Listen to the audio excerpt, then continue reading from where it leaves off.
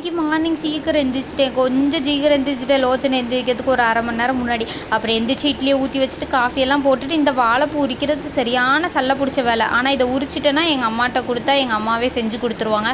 அதுக்கப்புறம் ரசம் மட்டும் வச்சுட்டா போதும், இவங்க 2 பேருமே சாப்பிட்டுக்குவாங்க. லோச்சன் வர வர டேஸ்ட்டெல்லாம் பார்க்குறதுனால என் சமையல் ஒழுங்காக திங்க மாட்டேங்கிறான்.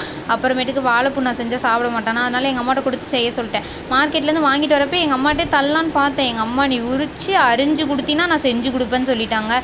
வர வர எங்கள் அம்மா உஷாராகுது, வேலையெல்லாம் செஞ்சு தர மாட்டேங்கிறாங்க. அதுக்கப்புறமேட்டு சரி ஓகேன்னு சொல்லிட்டு நானே உரிச்சு வச்சிடலான்னு சொல்லிட்டு அவன் எந்திரிக்கிறதுக்கு முன்னாடியே உரிச்சு வச்சுட்டு ஆனால் கட் பண்ணவே இல்லை. அதுக்கப்புறம் என் ஹஸ்பண்ட் வந்துட்டு போஸ்ட் ஆஃபீஸ்க்கு போகிற வேலை இருக்குது அப்படின்னு சொல்லவும் நானும் வரேன் அப்படின்னு சொல்லிட்டு கேட்கவும் சரி வந்து தொலை, வீட்டில் சும்மா தானே இருக்கான்னு சொல்லிட்டு நானே கிளம்பி போயிட்டேன்.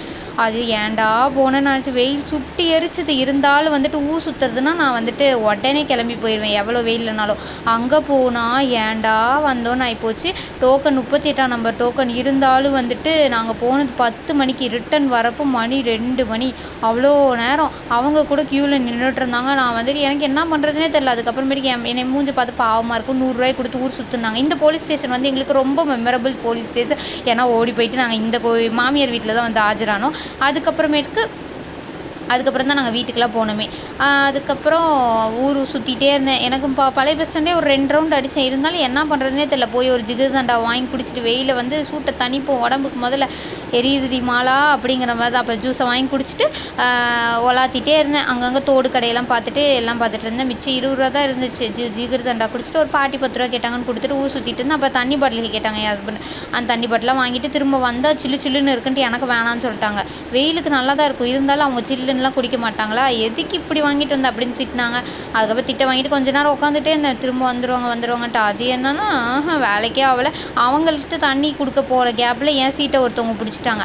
அதுக்கப்புறமேட்டுக்கு இதோ இப்படி ரோட்டில் தான் வெளியே தான் உட்காந்துட்டு இருந்தேன். வருவாங்கன்னு பார்த்துட்டே இருந்தேன். அதுக்கப்புறமேட்டுக்கு எவ்வளோ நேரம் ஆகும்னு கேட்டாலும் திட்டு விழுகும். உன்னை நான் வர சொன்னேனா அப்படின்னு ஒரு திட்டு விழுகும். நம்மளாக வந்தது.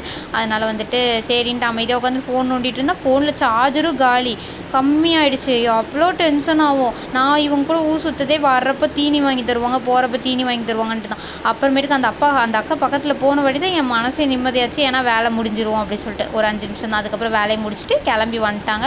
வெளியே போகிறப்ப எதாவது சாப்பிட்றியான்னு கேட்டாங்க. இல்லை எனக்கெல்லாம் ஒன்றும் வேண்டான்னு. அப்புறமேட்டுக்கு நீங்கள் சாப்பிட்றதுனா சாப்பிடுங்கன்னு சொல்லிட்டு அவங்க சாப்பிட்றப்போ சாப்பிடாமலாம் இருக்க முடியும்.